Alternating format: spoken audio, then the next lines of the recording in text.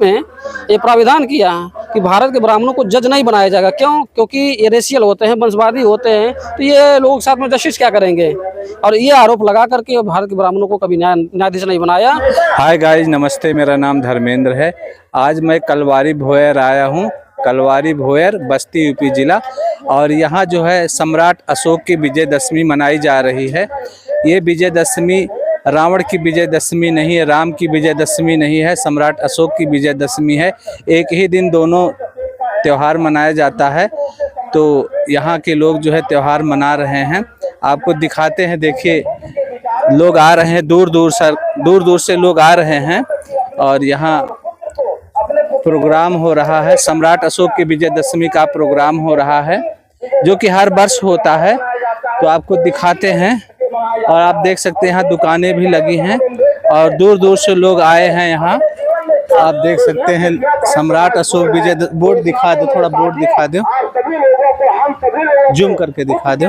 तो दोस्तों आप देख रहे हैं सम्राट अशोक धम्म विजयदशमी और कलवारी भोयर, और यहाँ हर वर्ष मनाया जाता है। तो आप देख सकते हैं लोग आते हैं, इस हर वर्ष यहाँ व्यवस्था रहती है। और तो दोस्तों चलते हैं, कुछ लोगों से बातचीत भी करते हैं।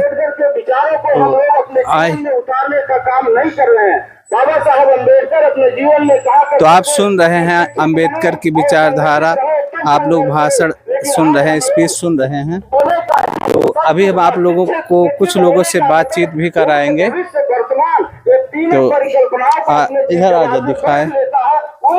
तो आप देख रहे हैं यहाँ के लोग आए हैं दूर दूर से, और दूर दूर से लोग आए हैं कि लोगों से बातचीत करते हैं। तो सर बताएंगे कहाँ से आए हैं आप? मैं बगल के ही गांव का हूँ, कलवारी ग्राम सभा के ही रहने वाला हूँ। तो आज कैसा त्यौहार मनाया जा रहा है? आज सम्राट अशोक विजयदशमी का ये कार्यक्रम है जो पूरे विश्व में मनाई जा रही है। तो आज आपके बस्ती जिले में और यहाँ भोयर में, भोयर बुद्ध विहार ही है, तो यहाँ भी मनाई जा रही है। यहाँ सभी लोग आए हुए हैं। तो इस तरह की विचारधारा से कितने दिन से जुड़े हैं आप? मैं तो जन्मजात से जुड़ा हूँ। जन्मजात का मतलब ये है कि मेरे पिताजी बुद्ध की व्यवस्था को मानना स्टार्ट किया। और मानना स्टार्ट कैसे किया, मामला ये आता है, पहले वो भी ब्राह्मणी व्यवस्था को ही मानने वाले थे, लेकिन कुछ ब्राह्मणी व्यवस्था के तहत उनके साथ में कुछ षड्यंत्र हुए, वो भी उसके शिकार हुए, उस षड्यंत्रों के शिकार हुए जो ब्राह्मणवादी व्यवस्था है। तो उस व्यवस्था को जानने समझने के बाद जब यहाँ वो आए, बुद्धा की व्यवस्था को जाना समझा या उन्होंने विचार विमर्श किया या बुद्ध को पढ़ना स्टार्ट किया, तब उनको समझ में आया कि जहाँ हम थे उस व्यवस्था में हमारे जो समाज के लोग थे, जो SC ST OBC माइनॉरिटी जो बहुजन समाज है, ये उन्हीं की व्यवस्था में जकड़ा हुआ है, कहीं न कहीं जकड़ने की वजह से गुलाम है। और जो बुद्ध की विचारधारा है, जो बुद्ध की व्यवस्था है, यहाँ इस तरह की कोई विचारधारा नहीं है, गुलाम बनाने की कोई व्यवस्था नहीं है। यहाँ मानवता, समता, स्वतंत्रता, बंधुता, भाईचारे की भावना है। तो इस वजह से उस व्यवस्था को छोड़ करके बुद्ध की व्यवस्था को उन्होंने अपनाया। तब से उन्होंने बुद्ध की व्यवस्था का निरंतर प्रचार प्रसार किया, और उसी के बाद से पूरे परिवार में वो बुद्ध की व्यवस्था को इम्प्लीमेंट जब लागू करना शुरू किया, तो सारे लोगों ने बुद्ध की व्यवस्था को फॉलो किया। और आज उसी बुद्ध की ही व्यवस्था पे या उनकी ही विचारधारा पे पूरा परिवार चल रहा है। तो आपका मतलब आपके पिताजी बौद्धिस्ट हुए और बुद्ध, तो उससे आपके परिवार में इस समय और समाज में जो बगल के परिवार हैं, तो उनके जीवन स्तर में, आपके जीवन स्तर में क्या बदलाव आया है कि समान है? नहीं, बदलाव, बहुत सारे बदलाव आए। अभी हमारे परिवार में जब जागृति आई तो उस जागृति का प्रभाव दिखने लगा कि इनके यहाँ अभी जो स्थितियाँ परिस्थितियाँ, जो हालात थे, वो बहुत दयनीय थे। तो उन व्यवस्था को छोड़ने के बाद जब बुद्ध की व्यवस्था को इन लोगों ने अपनाया, तो इनके यहाँ परिवर्तन हुआ। परिवर्तन से क्या हुआ, बहुत सारी चीज़ें डेवलपमेंट हुई।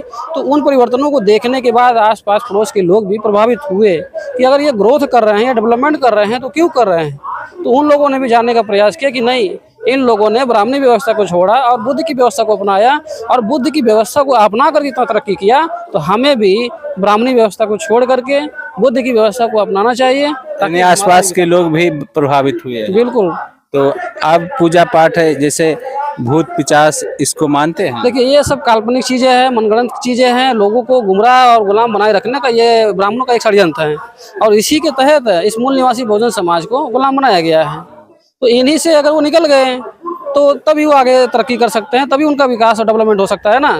तो आप यानी आपके पूरे परिवार में कोई जो है देवी देवता भूत पिचास को नहीं मानता? देखिए, जो देवी देवता का मामला आता है, बुद्ध ने जो बातें कही है, देवी वो है जो देती है। माँ देवी है। माँ जन्म से लेकर के अपने जीवन काल तक अपने बच्चों को, अपने परिवार को देने का काम करती है। कभी वो अपेक्षाएं या उम्मीद नहीं करती हैं कि मेरा बच्चा किसी लायक होगा या जो भी होगा वो मुझे जो है देगा। कभी वो अपेक्षा नहीं करती हैं। हमेशा अपने बच्चों को ही या अपने लोगों को ही देने का प्रयास करती हैं, जो कुछ भी होता है, चाहे जो विकास को लेकर या किसी चीज़ को लेकर के हुआ। वही हाल देवता का है। देवता का मतलब पिता। पिता हमेशा अपने बच्चों की सुखी संपन्नता के लिए देने का ही प्रयास करता है। तो देवी देवता अगर कहा जाए तो माँ बाप ही देवी देवता के रूप में है, बाकी इस दुनिया में और कोई नहीं है। तो यानी आपके घर से पहले भूत पिचास में विश्वास रखते थे? पहले रखते थे, अभी ऐसा कुछ नहीं है। तो इसको देख करके पड़ोसी भी प्रभावित हुए? हाँ, बहुत सारे पड़ोसी प्रभावित हुए हैं। तो उनके जीवन में बदलाव आया होगा? बिल्कुल आएगा बदलाव। तो इस समय आप वकालत भी कर रहे हैं? वकालत कर रहा हूँ। अभी मैं यूनिवर्सिटी से लॉ कर रहा हूँ। अभी मेरा 3rd सेमेस्टर है, पढ़ाई चल रही है। और इसके साथ साथ समय निकाल के हम भी समाज में जो महापुरुषों की विचारधारा है, तथा गौतम बुद्ध या राष्ट्रपिता ज्योतिराव फुले, बाबा साहब अम्बेडकर, जो भी हमारे समाज में महापुरुष हुए, उनकी विचारधारा का तो महापुरुषों के बाबा साहेब ज्योतिराव फुले, सावित्रीबाई फुले, इन लोगों की किताबें भी पढ़े होंगे? कुछ किताबों के नाम बताएंगे? अब जैसे बाबा साहब ने जो मुख्य ग्रंथ है आज की तारीख में अगर देखी जाए तो सबसे मूल ग्रंथ कॉन्स्टिट्यूशन है, और दूसरा मूल ग्रंथ है जो बुद्धाइस धम्मा उन्होंने लिखा। ये 2 किताबें बहुत मुख्य किताबें हैं, हर किसी को ये पढ़नी चाहिए। वैसे बाबा साहब ने बहुत सारी किताबें लिखी हैं। अगर बाबा साहब की ही किताबों को पढ़े व्यक्ति अगर पढ़ ले तो बहुत बड़ा परिवर्तन, बहुत बड़ा बदलाव कर सकता है। उसके बाद आप राष्ट्रपिता ज्योतिबा फुले पढ़िए। तो राष्ट्रपिता ज्योतिबा फुले, जो कि बाबा साहब अम्बेडकर ने राष्ट्रपिता ज्योतिबा फुले को अपना सामाजिक गुरु बनाया और बुद्धा को धम्म गुरु बनाया। तो तथागतम बुद्धा को और राष्ट्रपिता ज्योतिबा को जो पढ़ने के बाद बाबा साहब अम्बेडकर ने समाज जीवन में संघर्ष किया। जैसे गुलामगिरी भी लिखा है, वो ज्योतिबा लिखा है, किसान का कोड़ा लिखा है। तो इस तरीके तमाम ग्रंथ उन्होंने लिखी है। तो इन सब कहानियों को, मतलब किताबों को जो पढ़ेगा उसके जीवन में बदलाव आएगा? बिल्कुल बदलाव आएगा। पढ़ने के बाद ही, अब पढ़ेगा तो उसको लगेगा कि राष्ट्रपिता ज्योतिबा फुले की कौन सी विचारधारा थी, या बाबा साहब की कौन सी विचारधारा थी, या कौन से विचार थे उनके, या तथा गौतम बुद्ध के कौन से विचार थे। पढ़ने के बाद ही पता चलेगा। और जब व्यक्ति का विचार परिवर्तन होगा तो विचार परिवर्तन होने की वजह से उसकी पूरी व्यवस्था में परिवर्तन होगा, और जब व्यवस्था परिवर्तन होगा तब उसको सही गलत की परख होगी। वो जब गलत सही की परख होगी उसके बाद ही जो है वो दूसरों की बता सकता है, तभी वहां से वो तरक्की संभव है। इस समय तो अंधविश्वास बढ़ रहा है, हमको तो ऐसे लग रहा है। नहीं, अंधविश्वास जो बढ़ रहा है ये प्रायोजित तरीके से बढ़ाया जा रहा है। अभी सरकार का जो प्रयास और फोकस है, क्योंकि इस देश पे वास्तविक मूल निवासी बहुजन समाज के लोगों का कोई शासन नहीं है। इस देश पे भारत के जो भारत में शासन चल रहा है वो ब्राह्मणों का शासन है। कहने के लिए बाबा साहब अम्बेडकर ने जो लोकतंत्र की स्थापना की थी, लोकतंत्र के 4 स्तंभ हैं, कार्यपालिका, विधायिका, मीडिया और प्रचार माध्यम। तो इन 4 तंत्रों पे ब्राह्मणों का एक अधिकार कब्जा हो गया। चाहे आपका विधायिका देख लिए, सांसद विधायक बड़े पैमाने पर उन्हीं के लोग हैं। वहाँ भी जो कानून बनाए जा रहे हैं वो लोग अपने हित में कानून बना रहे हैं और बहुजन समाज के विरोध में कानून बना रहे हैं। दूसरी व्यवस्था है न्यायपालिका, जो कानूनों को इम्प्लीमेंट कराती है। तो जुडिशरी में जो न्याय विभाग है वहाँ भी ब्राह्मणों का एक अधिकार कब्जा है। आप हाई कोर्ट, सुप्रीम कोर्ट के जितने जज अभी तक हुए हैं 99% ब्राह्मण कम्युनिटी के लोग हुए। इन सब चीज़ों को लोग जानना नहीं चाह रहे हैं। नहीं, जानना लोग चाह रहे हैं, लेकिन जो जिसका दायित्व है वो लोग उस अपने दायित्व का निर्वाह नहीं कर रहे हैं। जैसे जगाने का काम मीडिया का है। मीडिया ही देश की व्यवस्था या जो देश में चल रहा है उससे संबंधित बातों को बताने समझाने के लिए, जगाने के लिए जनता को मीडिया का अहम रोल होता है। लेकिन वर्तमान की मीडिया क्या कर रही है? लोगों को जगाने के बजाय सुनाने का काम कर रही है। जिस खबरों को हाईलाइट करना चाहिए उस खबर को वर्तमान की मीडिया हाइड कर रही है, उसको छुपा रही है। क्या कितने तरीके से पिया जाता है ये बता रही है जी।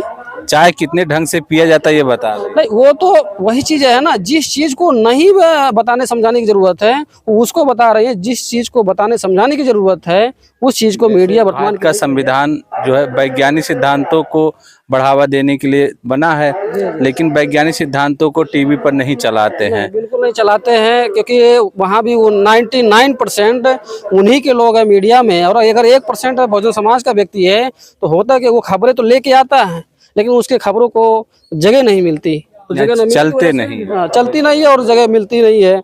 तो इस वजह से हमारे लोगों की विचारधाराएं लोगों तक नहीं पहुंच पा रही है। अभी क्या है, अगर अभी तो जो सोशल मीडिया आया हुआ है, सोशल मीडिया के माध्यम से हमारे बहुजन समाज की विचारधारा या जो भी उनकी वो है उसके सोशल मीडिया के माध्यम से अभी हमारी विचारधारा हमारे लोग तक जा रही है। तो इस थोड़ी वजह से पकड़ बना रही है। हाँ, अभी जागृति जो समाज में दिख रही है वो सोशल मीडिया का बहुत बड़ा योगदान है, बहुत बड़ा रोल है। इस वजह से हमारे महापुरुषों की विचारधारा लोगों तक, जन जन तक जा रही है, और इसी का ये प्रभाव है कि ब्राह्मण इस देश का बौखलाया हुआ है। क्योंकि वास्तविक तौर पर अगर देखा जाए तो इस देश में जो शासन सत्ता या व्यवस्था में भरे पड़े हैं या जो चला रहे हैं वो ब्राह्मण चला रहे हैं, और ब्राह्मण इस देश का मूल निवासी नहीं है। नहीं, वो मूल निवासी है या ना, लेकिन वो न्यायप्रिय नहीं है। हाँ, नहीं, बिल्कुल नहीं। ये तो समय समय पे लोगों ने अंग्रेजों ने जो है उनको, जो वहाँ क्या नाम है, कोलकाता में, प्रिवी काउंसिल के तहत हाँ, वहाँ जो वहाँ रोक लगा दी थी कि ब्राह्मण को यहाँ जज नहीं रखा जाएगा। सकता है। देखिए, अंग्रेजों को ये पता था कि भारत के ब्राह्मणों के अंदर जुडिशियल करेक्टर नहीं होता है। उन्होंने प्रिवी काउंसिल के तहत 1919 में ये प्राविधान किया कि भारत के ब्राह्मणों को जज नहीं बनाया जाएगा। क्यों? क्योंकि ये रेशियल होते हैं, वंशवादी होते हैं, तो ये लोग साथ में जस्टिस क्या करेंगे। और ये आरोप लगा करके भारत के ब्राह्मणों को कभी न्यायाधीश नहीं बनाया। और आज की वर्तमान में क्या है, जैसे संविधान बना, संविधान बनने के बाद ही भारत के ब्राह्मण पूरे जुडिशरी को हाईजैक कर लिया। और उन्होंने जो धार्मिक ग्रंथ है, धार्मिक ग्रंथ पहले हमारे यानी बहुजन समाज के लोगों को पढ़ने का अधिकार उसमें था नहीं, और पढ़ने को कभी दिया नहीं, कभी मौका नहीं दिया। कुछ खास लिखा भी तो नहीं है। नहीं, लिखा नहीं है, वो सही है।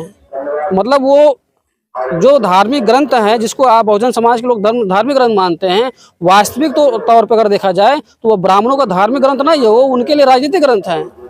लेकिन हमारे लिए उन्होंने बताया ये धार्मिक ग्रंथ है। अभी हमारे लोग उसको पढ़ते हैं, पढ़ने का भी नजरिया होता है। हमारे बहुजन समाज के लोग ब्राह्मणों के ग्रंथ को धार्मिक ग्रंथ के दृष्टिकोण से पढ़ते हैं, तो उसके पढ़ने का तौर तरीका अलग होता है। अगर राजनीतिक तौर से अगर पढ़ा जाए तो उसका नजरिया कुछ और दिखाई देगा, तब व्यक्ति को समझ में श्रद्धा के साथ पढ़ते हैं। हाँ, तब उसको समझ में आता कि नहीं, ये जो धार्मिक ग्रंथ है ये बहुजन समाज को गुलाम बनाए रखने के लिए है। तो ये सारी बातें हैं जो उनकी धार्मिक ग्रंथ हैं। तो इस तरह से संघर्ष आप जारी रखेंगे? संघर्ष जारी है, क्योंकि हमको जो अधिकार मिला हुआ है, डॉक्टर बाबा साहब अम्बेडकर ने हमको जो अधिकार दिया हुआ मेरे नाम पे नहीं दिया है, यहाँ तक कि मेरे धर्म के नाम पे नहीं है। मुझे बाबा साहब अम्बेडकर ने जो अधिकार दिया वो समाज के नाम पे दिया है। तो मेरी ये रिस्पॉन्सिबिलिटी बनती है कि अपने समय, श्रम, बुद्धि, हुनर का अपना पूरा जीवन समाज के लिए लगा दें। हाँ, कम से कम कुछ नहीं तो 5% हर किसी को देना चाहिए। मेरा तो 5 से ज़्यादा है, लेकिन हर प्रत्येक व्यक्ति का ये दायित्व है, जो भी भाई महापुरुषों के दिए अधिकारों का प्रयोग कर रहे हैं, तो उनको ये चाहिए कम से कम 5% अपना समय, श्रम, बुद्धि, हुनर का समाज को देना चाहिए। तब समाज में बड़े स्तर पर बदलाव होने की संभावनाएं हैं। तो दोस्तों, कुछ और लोगों से बातचीत करते, बातचीत लंबी हो गई। जी। आपसे बात करके बहुत अच्छा लगा। आप जागरूक हैं और लोगों को जागरूक भी कर रहे हैं।